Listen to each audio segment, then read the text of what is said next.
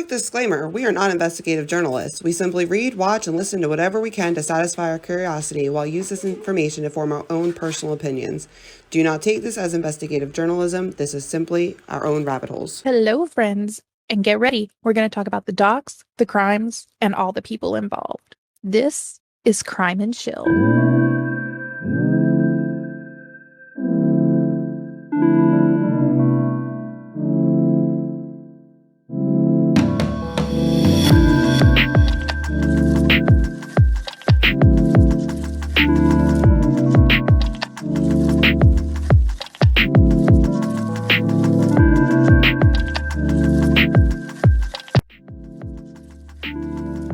Hey guys, I'm Victoria. I'm Rachel. How are you today, Rachel? I mean, I'm just primed up, so I'm ready. I'm ready. So before we jump into today's crime news with Rachel, let's revisit a case that we got an update about 30 minutes ago. So last week we talked about the Christina Parcel case where she was brutally murdered in her home. Today, Sheriff Lewis out of Greenville County held a press conference where they announced that Zachary David Hughes, age 29, who is a local pianist, was arrested and charged with murder and possession of a weapon during a violent crime. We now know who killed her.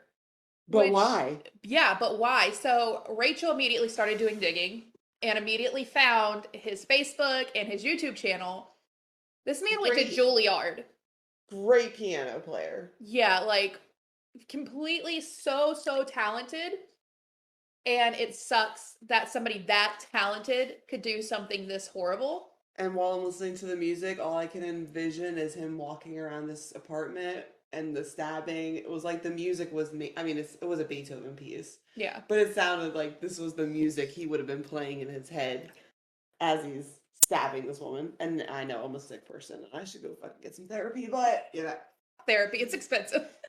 So what's interesting is when Rachel found his Facebook, what was it, like a couple of days after? Yeah, so the song is originally recorded on October 3rd and put on YouTube.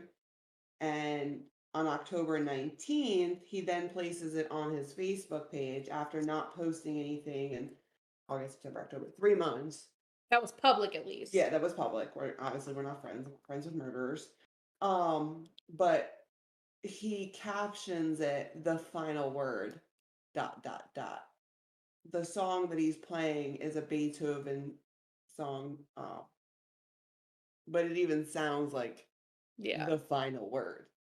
So there's some creepiness that after he committed murder, he posts something and says the final word. What the fuck? So when the sheriff was asked if Zachary was connected to either the boyfriend / fiance or the man she shared a child with, the sheriff said he couldn't say, but certain things will come to life very soon. I'm taking that as yup. We just can't say because it's an active investigation.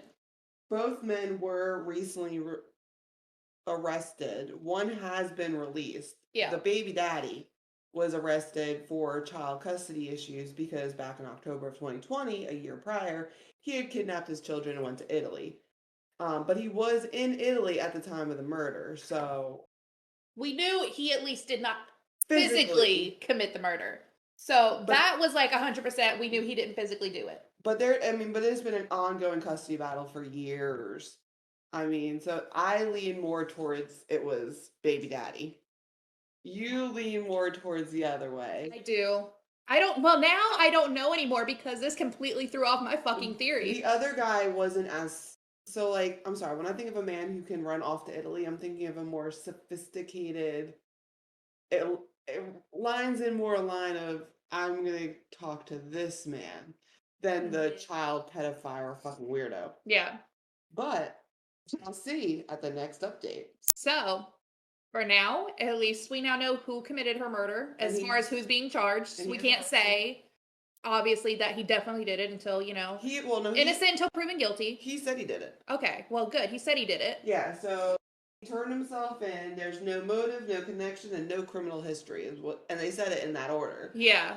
But the investigation continues. It continues. So, on that note, Rachel, what's your crime news? Well, buckle up because literally we could have a whole freaking podcast to just crime news this week. I actually have two very interesting cases. Let's start off with the first one being what the fuck. So on Halloween in Japan, have you heard about it so far? No, I don't know anything about what's going on in Japan. Tell me more. Okay. A 24-year-old man boards a train dressed as the Joker. Okay. Okay, we already know it's bad because everything Yup. involving the Joker is fucking crazy. He boards a train, and stabs up to 17 people, and then lights the train on fire, and then just calmly walks away waving his knife like the Joker did in the movie. Police arrest him at the scene, okay? Wait, what the fuck? Wait. Police arrest him at the scene, and his only words were, "I've been thinking about this since June." Excuse me, psychopathic tendencies. Yeah, he's laughing and giggling the whole time he's doing all this, too. It's very, like... Oh my god. Now, high profile, like, stabbings are not like they are here in Japan. It's not very common. Let's be honest, most things that are common here aren't common anywhere else. But there has been a couple other occasions. So this gained like national attention. Well, not only did he stab a bunch of people going to a Halloween party, he then lit a train on fire. So, and people were like jumping out the windows, and this is all. Wait, how did he light the train on fire? With some kind of liquid. They didn't say what kind. But if you would like to see the video, I have shared it in our notes today. You can see this all on video because a bystander decided to record it all. Wait, the actual stabbing or just the train on fire? Both. I don't want to see anybody getting stabbed. I think they've got that blurred out, but I don't want to see that. I want to know how he set the train on fire. I personally did not watch it. I can't. On my other podcast, another mom heads was like, "We need to talk about this," so then I had to go find all about it. So, well, that's fucking insane. yes. Okay. All right. Thanks for that. No problem. Now the next crime. This one I am full on board with. Okay, full on board. And I'm amazed about this man. So I can't say this town, and you're gonna all bash me, whatever. Spokane, Washington. It was Spokane. Spokane, yeah. And I sat there yesterday saying it over again. It's Spokane. Spokane, Washington. Spokane, Washington. A 60-year-old father was arrested for I know murder. this one. Okay, he literally committed the crime a year ago and didn't get caught till yesterday. Nobody found the body till what was it? A couple days ago. Yeah. Anyways, guy's arrested because he killed his daughter's boyfriend after she was sold to sex trafficking. And he rescued her and then went and killed him. Good for you. Okay, this man is my hero because not only did he rescue his daughter from a sex trafficking ring, okay? Mm-hmm. He then proceeds to confront the boyfriend about it, puts him in a trunk, kills him, leaves the car in the middle of fucking nowhere for 11 months. Then the car gets moved back to civilization, and people are rummaging through it and find the body. What the fuck? Listen, I have been following this. A whole year, this man, nobody even knew this guy was dead. Props to you, sir. Yeah, badass. On your 60 years old. So this guy was 59, going into sex trafficking, into a trunk, hits him with a cinder block and kills him, and then just leaves the car and walks away. So here's the thing, and this might be fucked up of me.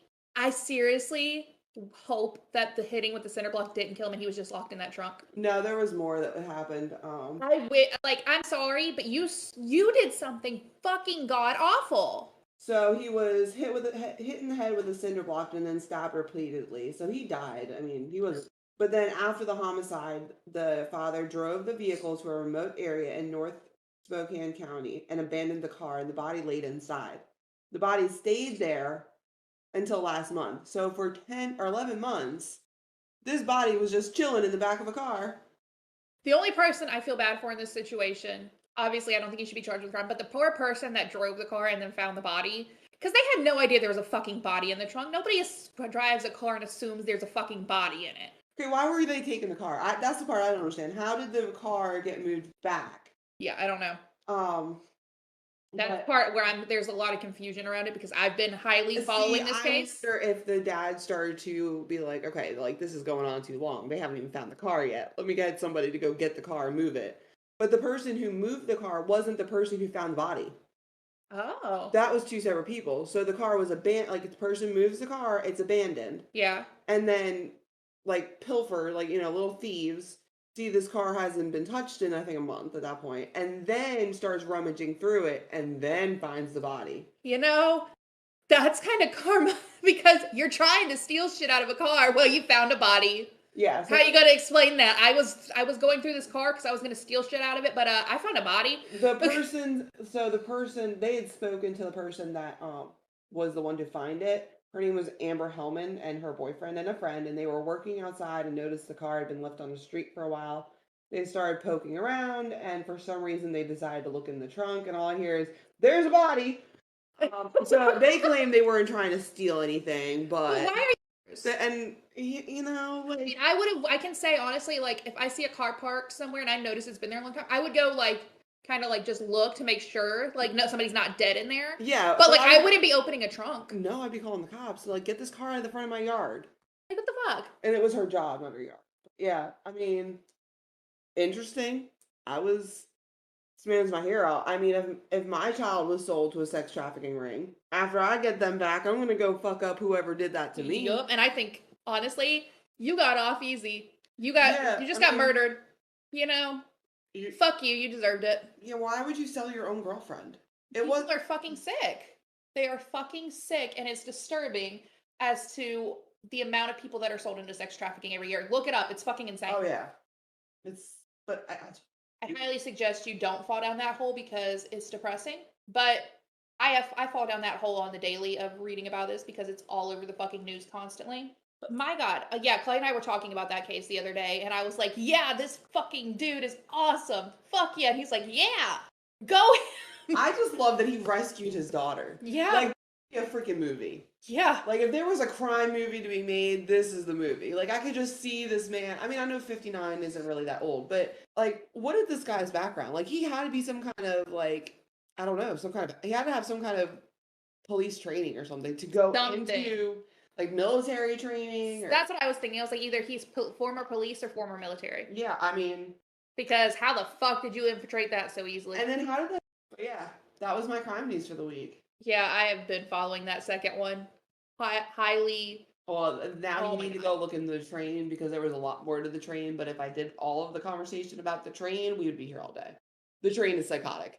That is psychotic. Just what you told me is psychotic. Just strictly. Why is it always the fucking Joker, though? That's my question. Why? And like this scene, so when the Joker in 2019, you know, they always redo it and the Joker comes back and blah, blah, blah. Always. So the 2019 hit movie Joker featured a scene where he attacked several men on a train after being harassed by them. And they're like correlating, was he just copying the movie? But these people were just going to a Halloween thing. They had nothing to do with this guy. Like, it wasn't. Fucking people. So, listen, Hollywood, if anybody's listening, stop fucking with the Joker. Yeah, leave him alone. Leave it the fuck alone. We're tired of this shit. Yeah. Like, Jesus, every time something new with the Joker comes out, we have fucking psychopaths doing shit dressed as the Joker or saying it's because of the Joker shit. Like that's okay. Oh my God. That Joker movie in 2019 though, that one was like beyond the sickest one I didn't watch it. Everybody had told me it was fucked up, and I said I'm not gonna watch it then. So it was really how the Joker became the Joker and why he was the Joker, and it was just so fucking sad. And like, it wasn't like a Batman series movie. It was like, you need therapy, dude. Like, just go get some therapy. I mean, let's be honest, Joaquin Phoenix played him in that movie, and he's a little, out there. Well, he did that part. I didn't watch all of it. I watched parts and clips, and I couldn't do it. Travis watched all of it. It ain't for me. Mm-mm. Well, on that freaking note, let's talk about what we're talking about today. Yep, so today's crime, if you've never heard of the name, you don't know anything about true crime, or you're like my husband and think it's morbid. So today we're talking about Lizzie Borden. And this happened 129 years ago, and we're still talking about it. There's still things being made about it. It is still talked about constantly. But most people know the name Lizzie Borden from a chant that we all did as kids. Sing it, Rachel. All right. Lizzie Borden took an axe and gave her mother 40 whacks. When she saw what she had done, she gave her father 41. Now, here comes the scary part. There's another verse. I did not know this until Rachel told me. Okay, so there is another verse, and it goes, Andrew Borden now is dead. Lizzie hit him in the head. Up in heaven he will sing. As the gallows she will swing. Why the fuck were we singing any of that as children? Like the first. As you jump rope. So when you jump rope, did you do it with you jumped rope? No, I was just singing it. Okay, now listen. Now I gotta demonstrate. We were kids. We usually jump the 40, and then you jump backwards of 41, and yeah, that was it. But we didn't do the Andrew Borden now is dead. That was just something that.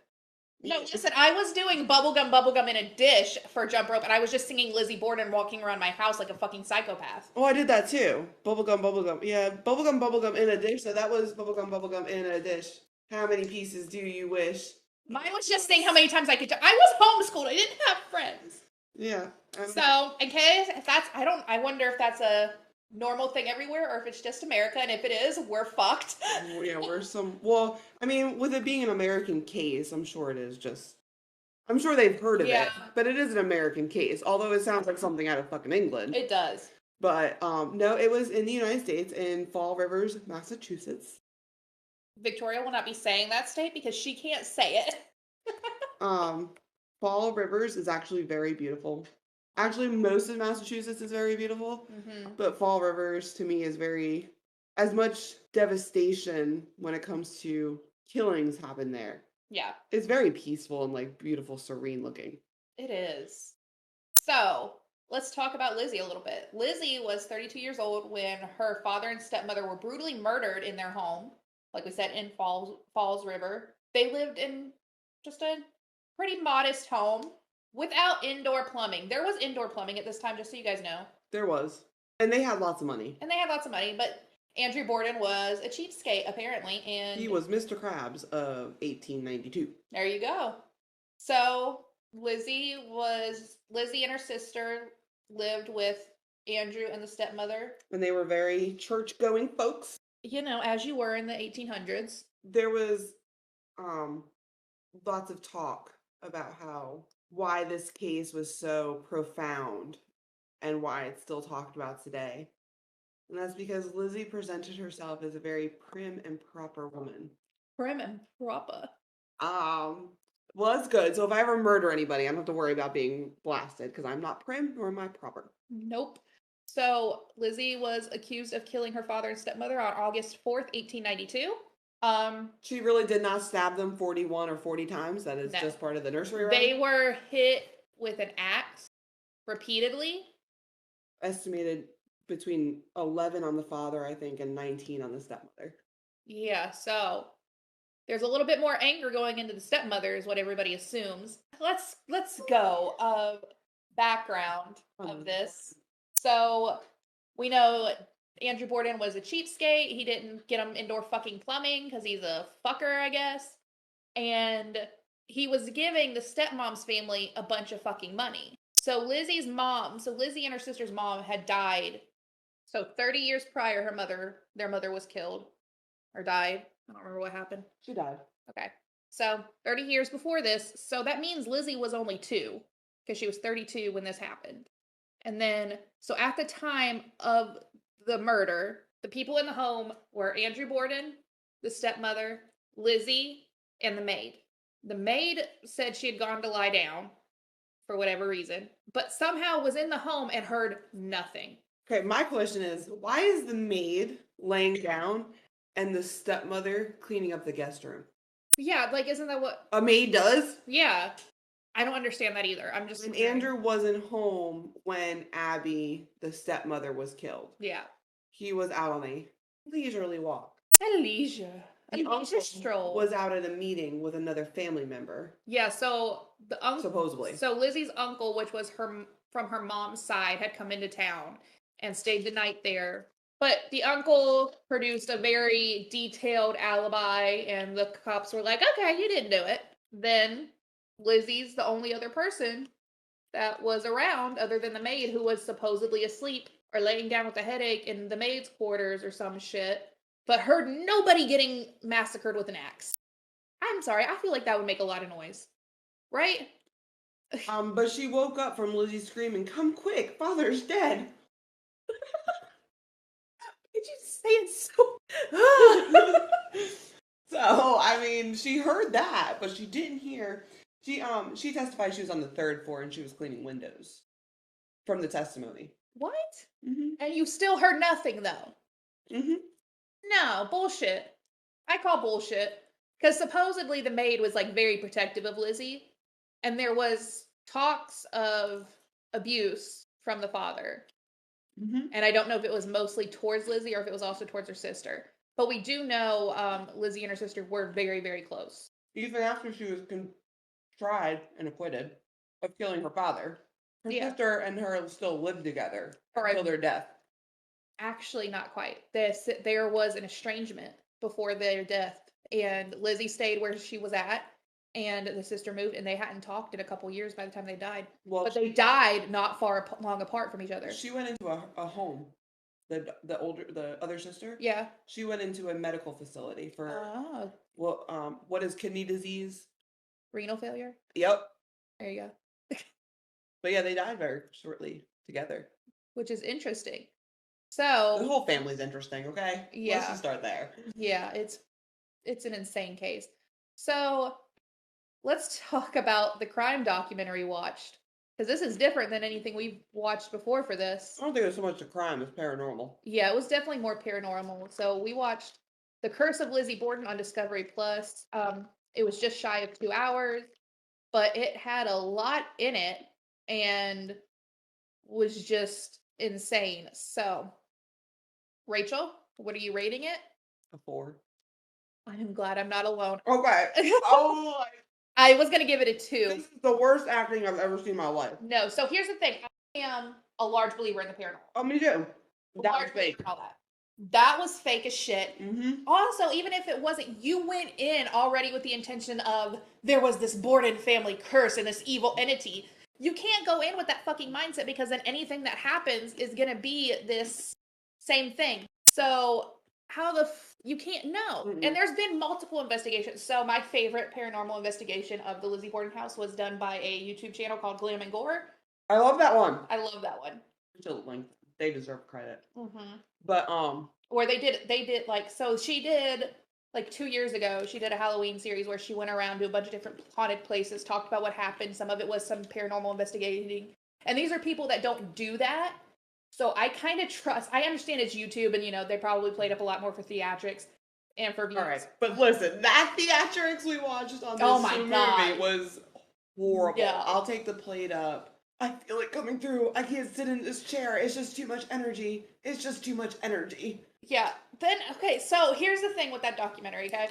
They had somebody who somehow was related to Lizzie. Yeah, or supposedly. Supposedly. I don't buy it. I didn't see any kind of familiar. Like a family tree stuff that they could have talked about to Yep. link it. Yep, there was no proof. No. So, you know, he's like, so again, they went in with this like predeposition of there's a Borden family curse. There's a demonic presence that's forcing all these bad things to happen to the family, which, yeah, the Borden family had some crazy shit going on. You had a cousin who murdered her 2 children. You had another cousin that was murdered by a pastor. Supposedly she was pregnant with his child. It was a whole thing. Yeah. So yeah, there was some fuck shit. That does not equal a family curse, nor does it equal demonic shit. Okay. So I never look up ratings to shows, especially ones we're going to talk about on here. I just looked it up. I looked it up because I was curious if we're the only ones. No, this thing got terrible ratings. Don't watch it. It's a waste of your time. Yeah. Unless you just want to laugh at very badly done paranormal quote unquote investigation. Yeah. Because, like, okay, listen, my guilty pleasure show is Ghost Adventures. 100% no, majority of that's fake. I know it. I'm okay with it. But at least it's done in a way that doesn't look so freaking cheesy. Yeah. So this was just 100% like they were trying to cash in. And they didn't because they sucked. Like so I had heard of the main guy before. He has been on Ghost Adventures before, but everybody else involved, and like I said, I'm a huge believer in the paranormal and a large follower of a lot of people involved in that community. Hadn't heard of any of these other fucking people, and they're supposedly like well-known people. Nah, No. like the documentary was shit. It was a 2 out of 20. I don't recommend it. Don't waste your fucking time. Yeah, it was terrible. Terrible. But Lizzie Borden stuff is very interesting. Yeah. Anything else? They were I mean, if you put their money to today's standard, like Andrew Borden grew up very like all of his money he earned. It wasn't family money. Yeah.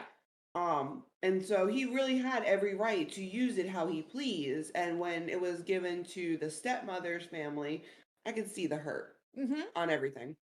The greatest thing about that entire part though is the stepmother was considered dead first. Yeah. So everything that Andrew had got to stay with the Borden family instead of going to her estate as well. Yeah. Because it was set up where if he died, it would go to her. Well, because she died first, it went to the girls, the daughters. Yep. And if you put what that money was worth today, it would be millions. I think it was like $5 million would be their value in just money. Golly. She owned multiple. When Lizzie was acquitted for the trial, at the trial, she owned multiple businesses. She still lived in the town, even though everyone hated her. So the trial, obviously 1800s shit was a lot different. So the trial, the jury was all men. And it has been said, and I've heard it a million times, that the main reason everybody feels she was acquitted is because men did not want women to think that they were capable of this. I love it. So even if she did do it, which I don't think she did. I don't think she did either. Even if she did do it, they weren't going to convict her because they didn't want women thinking they could murder people so easily with an axe.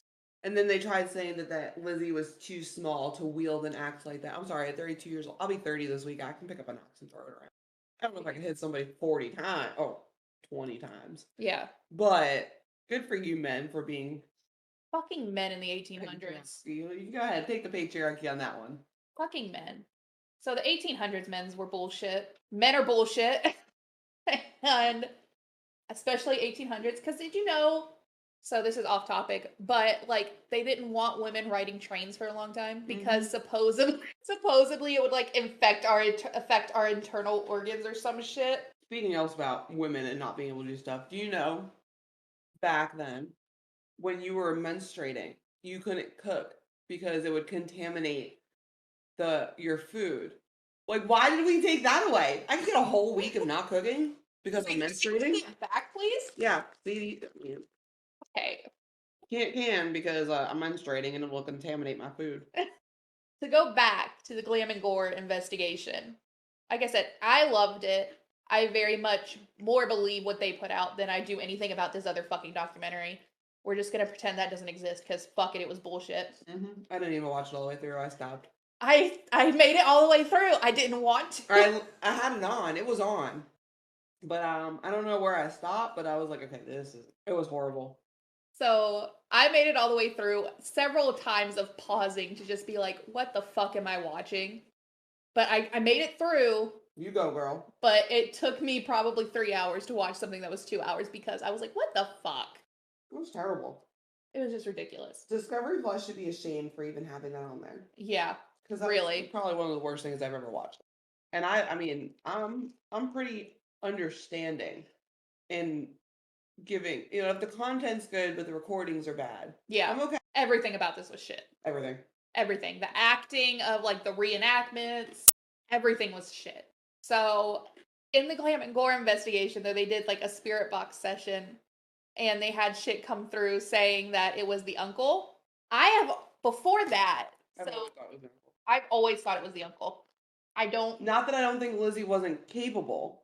I just think the uncle had more to bear in like an anger sort. Yeah. So we have these talks of abuse. We have, could be seen as the money situation of how he's not really, depending on your standards, maybe he wasn't properly taking care of his family because granted his daughters were older, but the way it was then until you were married, your father took care of you. There was also talks that Lizzie did it because of a lesbian relationship. Yeah. Like, really? Like, okay, whatever. But I like where she left her money though. She did good. She was a good lady, it seemed like. She left it to an animal shelter.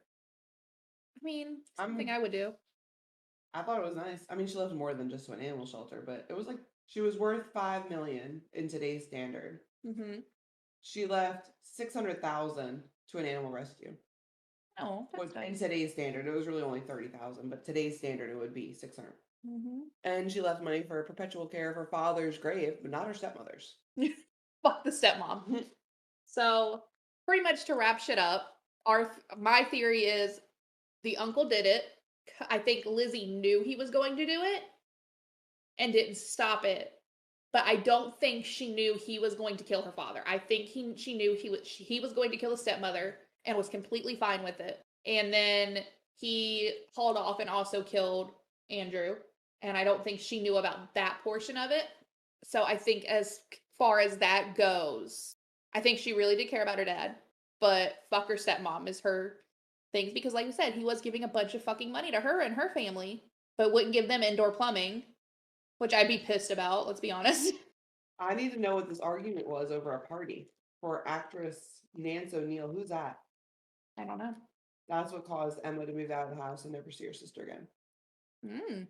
Which, again, going back to another paranormal investigation and the spirit box shit, I don't believe I'm in gore. Supposedly, it's Lizzie coming through talking about how she misses Emma. Because, like I said, they were very close, obviously. Like, they lived with each other for a very long time in this town. And they had to endure bullshit because it became a thing with kids to go knock on the door and like throw shit at the house that they lived in. They no longer lived in the family home. They lived in a different house. Maplecroft, which I think is an awesome name. I love Maplecroft. Okay. Gives me Sherlock Holmes vibes. So Emma, which is Lizzie's sister, left the house in 1905 because of a friendship with Nancy O'Neill, who was an actress at the time. It was implied that they were having a romantic relationship. Okay. And that pissed Emma off. I mean, back in the day. Yeah. Wait, who was having a romantic relationship? Lizzie with. Oh, Lizzie and the actress. Yeah. I mean, back in the day, that was not acceptable. You didn't do that. Now, we don't really give a shit anymore. I don't give a fuck what you do. She was married. She wasn't a lesbian. Well, I mean, does that really mean anything, honestly? Rachel, where do you stand on what happened and who did it? Oh, I think the uncle did it. Okay. I think the uncle did it with Lizzie. Like, she knew about it or she also participated? I wouldn't be surprised if she participated in the stepmother's portion. Yep. The only nice stand is a freaking maid. No, that makes no fucking sense that somehow this maid that was either napping or cleaning windows heard nothing. You're gonna hear somebody get hit with a fucking axe and them thudding into the damn floor. What do you think? Somebody just fell and you just ignored it? Like, if I hear a large thud and I know there's people home. And you're gonna scream. Like, there's no way the first hit you don't say anything. I mean, shock. I don't know. I wasn't there. Don't do me. Sensitive, Rachel. I just don't understand how this woman didn't make a sound. Well, it was from behind, supposedly. So she didn't see it coming. Mm-hmm. So it's possible that the first blow to the head knocked her out. Then I definitely think the uncle did the first blow. Yeah. But either way, I don't think she did it alone. But I do think she knew something. And I kind of wish she left like a diary about it, but she didn't. Right? Like, she left a meatloaf recipe, though, that I'm going to try next week. Yep. Of all things. Yep. No problem. Let me know how it is. I will.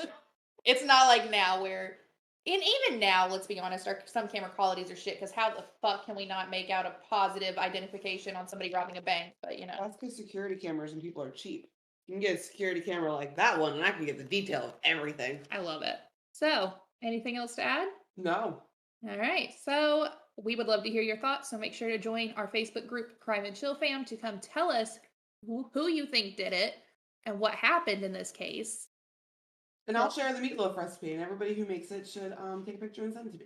It really is a thing. It's her own recipe. I mean, cool. I have my own recipe for meatloaf if I perfected it. But all right, thanks for tuning in this week, guys. Be sure to follow us on TikTok, Instagram, Facebook, and Twitter. Join our Facebook group, Crime and Chill Fam, to talk crime with us, and we will see you guys next week.